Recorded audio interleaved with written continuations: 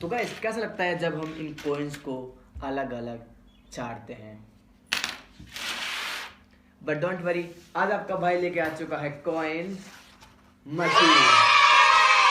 तो सबसे पहले हम इस कॉइन मशीन को बनाते हैं, फिर इन्हीं कॉइन्स को इस मशीन में अलग अलग करते हैं।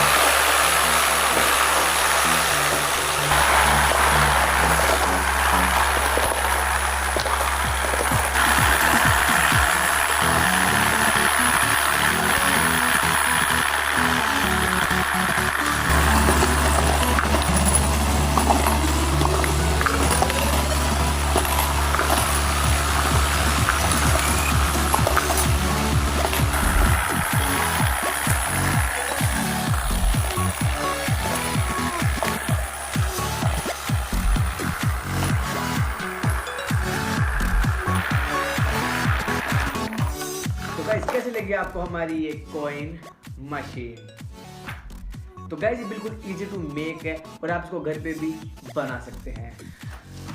साइड हो जाओ भाई। तो आई होप कि आपको वीडियो पसंद आया होगा। अगर आपको वीडियो पसंद आए तो वीडियो को लाइक करें और सभी दोस्तों को शेयर करें, चैनल को सब्सक्राइब करना तो बिल्कुल ना भूलें। अब मिलते हैं ऐसे एक और वीडियो के साथ, तब तक के लिए बाय बाय।